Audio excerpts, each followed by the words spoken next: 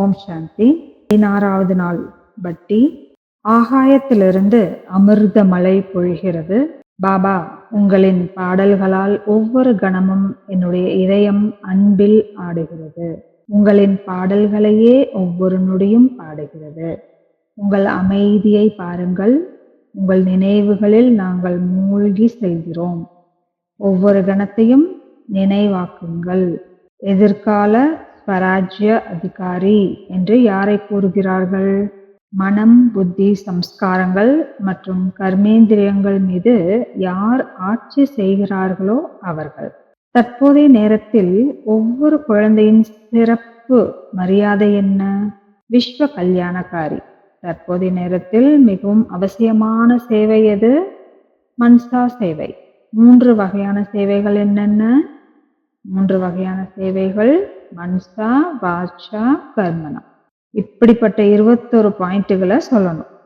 ஒவ்வொரு பாயிண்டிலும் 3 விஷயங்கள் இருக்கணும். உதாரணமாக மன்சா, வாச்சா, கர்மனா முதல். அடுத்து 2வது தன், மன், தன் இல்லையா? உடல், மனம், செல்வம். அதை செய்யணும். புருஷோத்தமம். பிறகு அதற்கான ஒரு கம்பைலேஷன் செய்யணும். அது இப்போ சிந்தனையிலிருந்து வெளிவரப்போகுது. அதுலேருந்து என்ன வெளிவரும் அப்படிங்கிறது தெரியாது. ஆனால் ஏதாவது ஒன்று வெளிவரும். முதல் மன்சா, வாச்சா, கர்மனா. 2வது தன், மன், தன், உடல், மனம், செல்வம். 3வது சுயசேவை, யஜ்ய சேவை, விஸ்வ சேவை. இதை பற்றி முழு முரளியே நடைபெற்றிருக்கு. சுயசேவை, விஸ்வ சேவை, யஜ்ய சேவை 3வது. 4வது 4 சலன். பிறகு 3வது சலன் சால் சலன். இவற்றிற்கிடையில் என்ன வித்தியாசம்? சங்கல்பம், சுவாசம். சங்கல்பம் மற்றும் நேரம். சுவாசம், சங்கல்பம் மற்றும் நேரம். ஒன்று சுவாசம், மற்றொன்று சுவாச சேவை. சங்கல்ப சேவை எப்போதும் சேவை. அடுத்தது திருஷ்டி, விருத்தி, பிரீத்தி மூலம் சேவை. தன்னுடைய திருஷ்டியால சேவை. திருஷ்டியால சேவை எப்படி செய்யலாம்? எப்போதெல்லாம் நம்ம மற்றவங்களை ஆத்மாவா பாக்குறோமோ அந்த ஆத்மாவிற்கு நாம் சேவை செய்யறோம். எப்போதெல்லாம் மற்றவங்கள உடலா பாக்குறோமோ அவங்கள நம்ம கீழே விழ செய்யறோம். யாரையாவது உடலாக பார்க்கும்போது அவர்களின் வீழ்ச்சிக்கு காரணமாகிறோம். அந்த காரணம் திருஷ்டி, விருத்தி, கிருதி. அடுத்தது பாவ், பாவனா, வைப்ரேஷன்ஸ். பாவ், பாவனா, வைப்ரேஷன்ஸ். அதுக்கப்புறம் இதை முறையாக கம்பைல் செய்யணும். பாவ், பாவனா. எந்த பாவ்? சுத்தமானது. பாவனா எப்படி? சிறந்த பாவனா, கல்யாணக்காரி பாவனா மற்றும் வைப்ரேஷன்ஸ். அடுத்து 21 பாயிண்ட்டுகள் வேணும். அதுவும் ஆயிடுச்சு. மேலும் விருத்தி, வாயுமண்டலம், வைப்ரேஷன். அதிலும் எதுவும் மீண்டும் திரும்ப வரக்கூடாது. அப்புறம் இறுதி கம்பைலேஷன்ல மீண்டும் வந்தவற்றை நீக்கணும். ஆனா அதுவும் நடுவுல ஒரு நல்ல விஷயமாக வந்திருக்கு. ஒன்றாக BV பாபா, டீச்சர், சத்குரு. ஒரு பாபாவுடன் இணைந்து சேவை, ஒரு டீச்சருடன் இணைந்து சேவை, ஒரு சத்குருவுடன் கம்பைன்ட் ஆகி சேவை. ஸ்தூலவத்தன், சூட்சமவத்தன், மூலவத்தன். ஒரு சேவை இங்க, ஒரு சேவை அங்க, ஒரு சேவை மேல. இது 3 வகையான சேவைகள். மேலும் தியாகம், தவம் மற்றும் வைராகியம். தியாகத்தால சேவை, தவத்தால சேவை, வைராகியத்தால சேவை. ஞானம், யோகம், தாரணா. ஒரு சேவை ஞானத்தால, ஒரு சேவை யோகத்தால, ஒரு சேவை தாரணாவால. மேலும் சுமித் பாய், சிந்தனையின் குதிரைகளை ஓட விடுங்க. மேலும் சாக்காரி, ஆக்காரி, நிராகாரி நிலைகளிலிருந்தும். மேலும் திருஷ்டி ஆயிடுச்சு. சங்கல்பம், நேரம். அதை இன்னும் கொஞ்சம் சரி செய்யுங்க. சங்கல்பம் அது ஆயிடுச்சு. நேரம், சுவாசம், சங்கல்பம். ஸ்வமான், சம்மான். இது ஒரு நல்ல விஷயம். இதனுடன் சேருங்க. ஸ்வமான், சஹயோக் மற்றும் சம்மான். ஸ்வமான், சம்மான் இது 2ம் வந்துருச்சு. 3வது ஸ்வமான், ஸ்வாபிமான். ஸ்வாபிமான் மற்றும் சம்மான் அது ஒன்னாயிடுச்சு. சஹயோக், சத்கார் மற்றும் சம்மான் இது ஒன்றாயிடுச்சு. பிரகாஷ், ஆகாஷ், பிரகாஷ் அதை கொஞ்சம் நன்றா சரி செய்யுங்க. அதற்கு திருத்தம் தேவை. சம்மான், சம்மான், சஹயோக் அப்படின்னு சொல்லலாம். இப்ப எழுதி வச்சுக்கோங்க. அப்புறமா மாத்திக்கலாம். அடுத்தது நிர்மான், நிமித். நிர்மான் மற்றும் நிமித் அது ஒன்றாயிடுச்சு. இது ஒரு குழுவாயிடுச்சு. நிமித்த, நிர்மான், நிர்மான் மற்றும் நிர்மான். இதற்காக ஒரு சொல்லின் அவசியம் இருக்கு. சம்மான், சஹயோக் இருக்கலாம். இப்ப எழுதி வச்சுக்கோங்க. பிறகு அது சரி செஞ்சுக்கலாம். சத்பாவனா, சத்பாவ், சுப்மனா ஆகிருச்சு. சுப பாவனா, சுப காமனா. 3வதாக இதனுடன் சேர்க்கிறது சுபமனா, சுப பாவனா, சுப காமனா. சுப பிரேரணா சுப பிரேரணா, மேலும் பவர், கண்ட்ரோலிங் பவர். மூன்றாவது சச்சாயி, சஃபாயி மற்றும் சாத்கி. இதுவும் இருக்கலாம். சச்சாய் இருந்தா சேவை நடக்கும், சஃபாய் மற்றும் சாதகி இந்த மூன்றும். மேலும் சங்கல்பம், கர்மம் ஆயிடுச்சு இல்லையா, மனசா சேவா கர்மனா அது முதல், அது ஆயிடுச்சு. நிராகாரி, நிர்விகாரி, நிரகங்காரி. அது நிராகாரி, நிர்விகாரி. ஓகே. கற்பிப்பது, மற்றவங்களுக்கு கற்பிப்பது, சொல்லிக் கொடுப்பது, படிப்பது இல்ல, கற்பிப்பது, எழுதுவது, படிப்பது, கேட்பது இல்ல, சொல்லிக் கொடுப்பது. கற்பிப்பது மற்றும் எழுதுவது. இது ஆயிடுச்சு. ஸ்நேகம், சக்தி, சஹயோக். ஸ்நேகம், சக்தி, சஹயோக். அடுத்தது லகன், மகன், அகன். லகன்ல நம்ம இருக்கும்போது தானாகவே சேவை நடைபெறும், மகனாக இருக்கிறோம். மேலும் அகன் என்றால் நெருப்பு, வைராக்கியத்தின் நெருப்பு. லகன், மகன், அகன் இது 3 ஆயிடுச்சு. மேலும் ஸ்தூல, சூட்சம மற்றும் அதிசூட்சம, மனனம், சிந்தனம், மந்தனம் இதுவும் ஒரு சேவை தான். இன்னும் ஏதாவது இருக்கா? சேவை முழுமையாக ஆயிடுச்சா? எழுவது, உட்காருவது, சாப்பிடுவது இதை அனைத்தையுமே ஒரே இடத்துல எழுதுங்க. பிறகு அதை கொஞ்சம் செட்டிங் செய்யுங்க. எழுந்து, உட்கார்ந்து, நடந்து, சுற்றி, சாப்பிட்டு, குடித்து, தூங்கி, விழித்து, எழுந்து, உட்கார்ந்து. அப்புறம் சாட்சி, ட்ரஸ்ட், உபராம் அது இல்ல, ட்ரஸ்டி வேண்டாம். வேற ஏதாவது சேருங்க. சாட்சி, உபராம் இது போன்ற. ஸ்தித் பிரக்ய, சாட்சி, உபராம். நம்ம அனாசக்த் இப்ப எழுதி வச்சுக்கோங்க, அப்புறம் சரி செய்யுங்க. இதை விட்டுட்டு தர்ஷனீய மூர்த்தி, சுககர்த்தா, துக்கஹர்த்தா 3வது. இப்போ இது 2 ஆயிடுச்சு. அது 4. ஆதி, மத்தியம். ஆதியில சேவை செய்யுங்க. பூதம், பவிஷ்யம் மற்றும் பூதம், வர்த்தமான் மற்றும் பவிஷ்யம். கடந்த காலத்திற்கும் சேவை செய்யணும், நிகழ்காலத்திற்கும் செய்யணும், எதிர்காலத்துல வரவிருக்கும் ஆத்மாக்களுக்கும் சேவை செய்யணும். அதாவது கடந்த காலத்துல நம்ம யாரை மனம் புண்பட்டு படுத்தி இருக்கிறோமோ அவங்களுக்கும் சேவை, நிகழ்காலத்தில் உள்ள ஆத்மாக்களுக்கு சேவை, இன்னும் வராத ஆனால் இன்னும் முழுவதும் திடீர்னு கணக்கு வழக்கு வரவிருக்கும் ஆத்மாக்களுக்கு முன்கூட்டியே அவர்களுக்கு சகாஸ் கொடுத்துடணும். வரவிருப்பவர்களுக்கும் அன்பின் சகாஸ், சுப பாவனையின் சகாஸ் அதுவும் ஆயிடுச்சு. 21 ஆதாரங்கள், மூர்த்தி, உத்தார மூர்த்தி அவையெல்லாம் ஒரே மாதிரி ஆயிடுச்சு. மேலும் 7 பாவ், பாவனா மற்றும் பாஷ்னா. பாஷ்னாவை அதுல சேர்த்துடுங்க. முன்னால வேற ஏதோ சேர்த்திருந்தோமா? வைப்ரேஷனை நீக்கிடுங்க, வைப்ரேஷனை விவில சேர்த்துடுங்க. விருத்தி, வைப்ரேஷன் மற்றும் வாயுமண்டலம். ஓகே, அது ஆயிடுச்சு. இங்க பாஷனாவை சேர்த்துடலாம். சாதன், சைலன், தேச சேவை, விஸ்வ சேவை, பிரகிருதி சேவை. ஒன்று பாரதத்திற்கானது, ஒன்று உலகத்திற்கானது, ஒன்று சிருஷ்டிக்கானது. மேலும் துவாவை பற்றி ஏதாவது உருவாக்கலாம். ஸ்மிருத்தியால சேவை, ஸ்திதியால சேவை. மேலும் ஸ்மிருத்தியால, ஸ்திதியால மற்றும் ரீதி. ரீதி என்றால் பிரீத்தி, அதுதானே. வேற ஏதாவது சேருங்க. ஸ்திதி, ஸ்மிருதி, சமர்த்தி. ஸ்திதியில சமர்த்தி வந்துருச்சு. நம்ம ஸ்மரணத்துல, ஸ்மிருதியில ஸ்மரணம் வந்துடுச்சு. இதயம், மூளை மற்றும் பாவனை ஆயிடுச்சு. பாவனாவை இப்போ தொடாதீங்க. ஸ்நேகம், சஹயோக், சம்மான் ஆயிடுச்சு. ஸ்நேகம், சஹயோக், சம்மான் இந்த 3ம் இருக்கு. அது முரளிகள்ல வந்தது. இதை பற்றி ஒரு முரளி இருக்கு. மேலும் ரீத், பிரீத் அது 4. ரீத்து, பிரீத்து, கீத்து, மீத்து. அமைப்புடன் தொடர்புடையது ஏதாவது ஒரு சூட்சும சேவை, ஒரு ஸ்தூல சேவை. 3வது இதன் மூலம் சங்கு, ரங்கு மற்றும் 3வது பிறகு பங்கு, யக்ய சேவை, விஸ்வ சேவை அது ஆயிடுச்சு. ரீத்தி, பிரீத்தி துவாக்களுடன் தொடர்புடையது ஏதாவது துவா, வீடு, குடும்பம், சமூகம், அமைப்புடன் தொடர்புடையது. தானி, மகாதானி, வர்தானி இதுவே சிறப்பான சேவை. மேலும் highest to richest, highest to richest அதுவும் ஒரே மாதிரி தான். இதை பற்றி நம்ம சிந்தனை செய்வோம். அதை கொஞ்சம் சரி செய்து திருத்த வேண்டியது அவசியம். அடுத்த கேள்வி, 3 வகையான சேவையை பற்றி பாபா ஒரு முரளியில கூறியிருக்காரு. 3 வகையான ரீதிகள்ல சேவை செய்யணும். 3 வகைகள் அதுல அது வந்துடு. லவ்ஃபுல் இல்ல, சக்சஸ்ஃபுல் மற்றும் பவர்ஃபுல் இதுவும் இருக்கு. அது 3 ரீதிகள். அவ்யக்த முரளி 3 ரீதிகள்ல 3 ரூபங்கள்ல ஒரே நேரத்துல சேவை செய்யுங்க. அடுத்த கேள்வி, மனசா சேவையை அதிகரிக்க என்னென்ன செய்யணும்? என்ன செய்யணும்? மனசா சேவை செய்வதற்கு மனதை சக்தி வாய்ந்ததாக ஆக்கணும். சாதனம் சக்தி வாய்ந்ததாக இருந்தால் சேவையும் சக்தி வாய்ந்ததாக இருக்கும். ஒரு முறை ஆப்ரஹாம் லிங்கனிடம் கேட்டாங்க. அவர் கூறியிருந்தாரு, எனக்கு ஒரு மரத்தை வெட்ட 6 மணி நேரம் ஒரு கோடாரியும் இருந்தா முதல் 4 மணி நேரம் நான் என்ன செய்வேன்? கோடாரியின் கூர்மையை தீட்டுவேன். அதன் பிறகு ஒரே அடியில அந்த மரத்தை வீழ்த்திடுவேன். ஆகவே முதல் 4 மணி நேரம் என்னது? கோடாரியை கூர்மையாக்குவது. அதுபோல மனதை சக்தி வாய்ந்ததாக ஆக்கணும். மனம் எந்த முறையால சக்தி வாய்ந்ததாகும்? நான் ஆத்மா பயிற்சி ஒன்றே ஒன்று.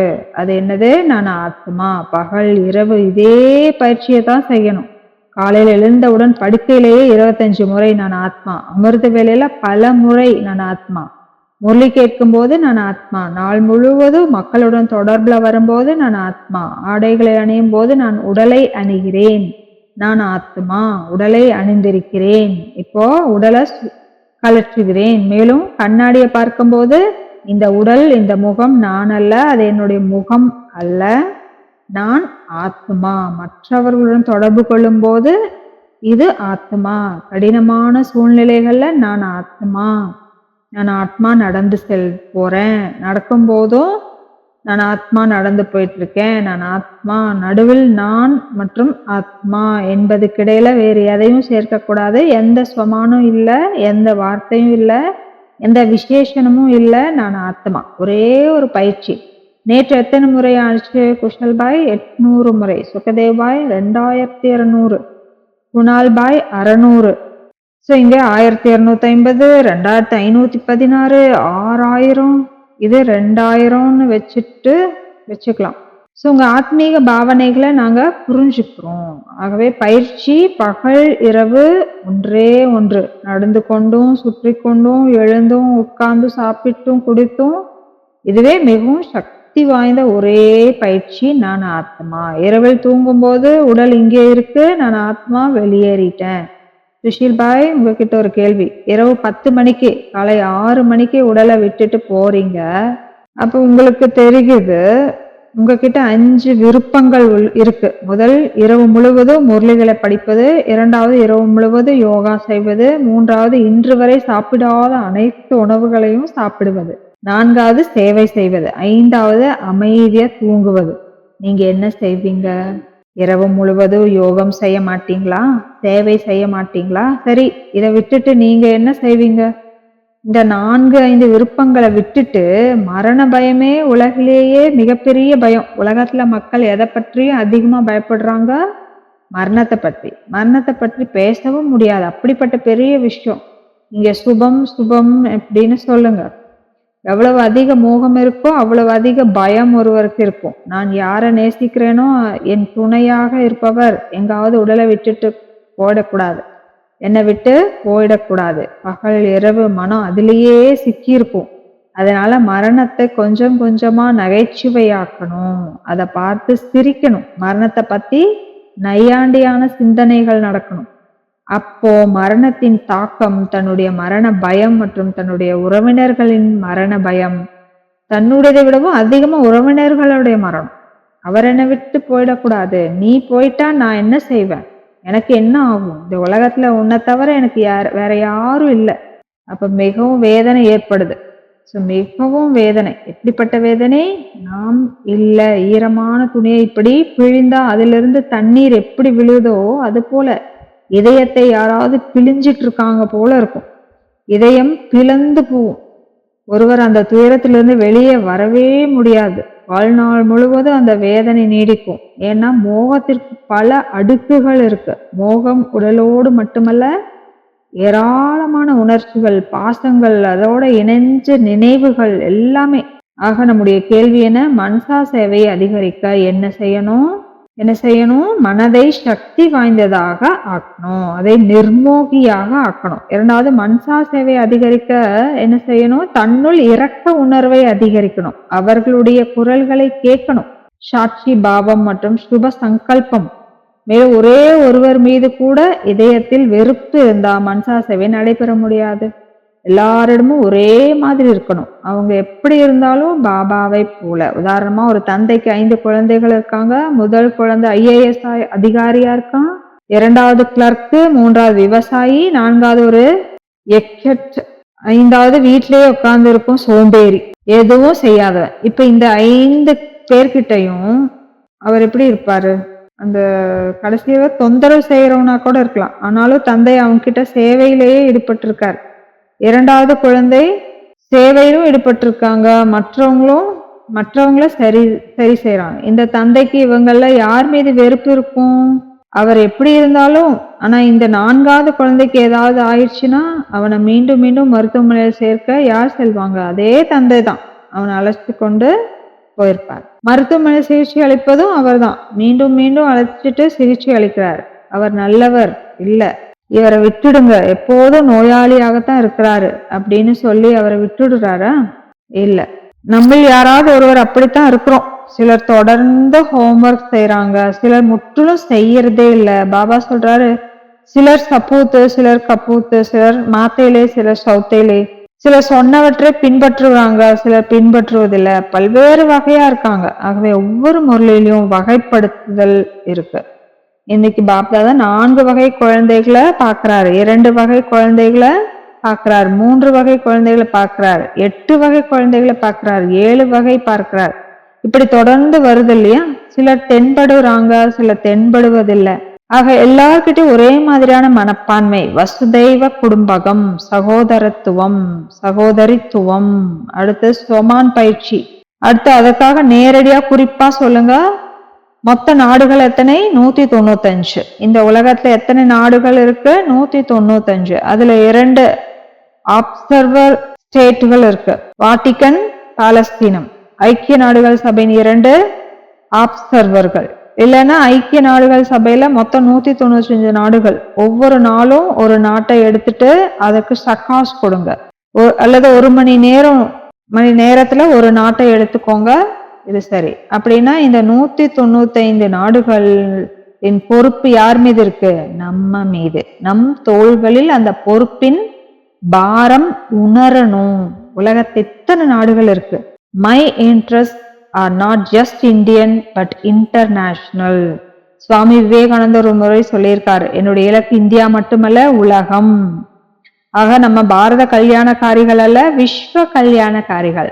நம்ம ஒரு சென்டருக்காக மட்டும் வரல, ஒரு கிராமத்துக்காக மட்டும் அல்ல, ஒரு துறைக்காக மட்டும் அல்ல, ஒரு கிராமத்திற்காக அல்ல, ஒரு இடத்திற்காக அல்ல, ஒரு சமூகத்திற்காக அல்ல, ஒரு நகரத்திற்காக அல்ல, ஒரு மாநிலத்திற்காக அல்ல, ஒரு மாவட்டத்திற்காக அல்ல, ஒரு நாட்டிற்காக, ஒரு கண்டத்திற்காக அல்ல, ஆனால் முழு உலகத்திற்காக. ஒரு தனி நபருக்காக அல்ல, மொத்த உலகத்திற்காக. நான் மாஸ்டர் ஞான சூரியன், ஞான சந்திரன், ஞான நட்சத்திரங்கள், இந்த 3ஐயும் தன்னிடமே பொருத்திக்கோங்க. ஆனா அவர் ஒரே ஒரு பரமாத்மா, அதில் ஒருவர் பிரம்மா. சரி, மாஸ்டர் என்ற சொல்லையும் சேர்த்துக்கலாம். சரி, இது நல்லது. பிறகு சில விஷயங்கள் நினைவுக்கு வருது. ஆகவே மனசா சேவை அதிகரிக்க என்ன செய்வோம்? எல்லா நாடுகளின் பட்டியலையும் குழுவுல அனுப்பியிருப்போம் என்று அதை ஒரு முறை அகர வரிசையில படிச்சு பாருங்க. மனப்பாடம் ஆகாவிட்டாலும் பரவாயில்ல, அதை ஒட்டி வச்சுக்கோங்க. ஒரு நாட்டின் பெயரை சொல்லி நான் அங்கே ஒளி கதிர்களை அனுப்புறேன் என்று நினைங்க. அதையும் பார்க்கணும். பிறகு மனசா சேவை அதிகரிக்க நமக்கு சகாஷ் பற்றிய 10 கேள்விகள் இருக்கு. அவற்றை தங்கள் டைரியில் எழுதி வச்சுக்கோங்க. சகாஷ் என்றால் என்ன? 2வது, சகாஷ் கொடுக்கவும் பெறவும் என்னென்ன தகுதிகள் தேவை? 3வது, சகாஷ் ஏன் கொடுக்கணும், அதன் அவசியம் என்ன? 4வது, எப்போது கொடுக்கணும், யாருக்கு கொடுக்கணும்? சகாஷ் கொடுப்பதற்கு சாதனம் என்ன? கொஞ்சம் வேகமா எழுதுங்க. 7வது, சகாஷ் கொடுக்கும் முறை என்ன? என்னென்ன முறைகள் இருக்கலாம்? மீன்ஸ் வேறு மெத்தட்ஸ் வேறு, மீன்ஸ் என்ன? சாதனம் வேறு, விதி வேறு. சகாஷ் கொடுப்பதின் பலன்கள் என்ன? 9வது, சகாஷ் கொடுப்பதில் என்னென்ன சிரமங்கள் ஏற்படுது? ஏன் நம்ம முழு பிராமண உலகிற்கும் சகாஷ் அனுப்பி கொண்டிருக்கிறோம், ஆனா அது எங்க போகுது? கேள்வி அதுதான். அது எங்கே போகுது? என்ன சிரமங்கள்? கடைசியா நம்ம அனுப்பிய சகாஷ் சென்றடைந்தது அப்படிங்கறது எப்படி தெரிஞ்சுக்கலாம்? இங்க ஒரு செய்தியை அனுப்பிய பிறகு message received, message sent, double tick அப்படின்னு தெரியுது. அமேசான்ல இருந்து பார்சல் வந்துருச்சு, பார்சல் டெலிவர்டு அப்படின்னு செய்தி வருது. பணம் வந்து விட்டால் மெசேஜ் டெலிவர்டு, அமௌண்ட் ரிசீவ்டு அப்படின்னா அது எப்படி தெரியுது? ஆக இவ 5-10 கேள்விகள். முதல் கேள்வி சகாஸ் என்றால் என்ன, சகாஸின் வரையறை, ஹவு டு யூ டிஃபைன் சகாஸ். இரண்டாவது என்னென்ன தகுதிகள் கொடுப்பவருக்கும் பெறுபவருக்கும், இருவருக்கும் தகுதிகள் தேவை. யார் வேண்டுமானாலும் சகாஸ் கொடுக்க முடியாது. எனி டாம் டிக் ஹாரி சகாஸ் கொடுக்க முடியாது. சகாஸ் பெறுபவருக்கும் சில தகுதிகள் இருக்கு, சகாஸ் கொடுப்பதற்கும் எல்லோராலும் முடியாது. யாராவது சொல்வாங்க, ஆமா இது நல்ல சேவை, இந்த சகாஸ் சேவை எனக்கு கொடுங்க, மற்ற சேவைகள் மற்ற எல்லாம் என்னால முடியாது, தொடப்பம் போடுவதெல்லாம் வேண்டாம், இது நல்லது, ஏசி அறையில உட்காந்து நான் சகாஸ் கொடுக்கலாம், ஆனா அது அவ்வளவு எளிதல்ல. தொடப்பம் போடுவது, துடைப்பதில் ஆரம்பிச்சு எல்லா சேவைகளையும் செய்து வாழ்க்கையில ஆல்ரவுண்டரா சேவை செய்பவரால தான் சகாஸ் கொடுக்க முடியும். யார் வேண்டுமானாலும் கொடுக்க முடியாது. யார் தமது வியர்வையை சிந்திருக்காங்களோ, யார் தமது எலும்பா இந்த யஜ்ய சேவையில அர்ப்பணிச்சிருக்காங்களோ அவர்களால தான் சகாஸ் கொடுக்க முடியும். நல்லது. ஓம் சாந்தி.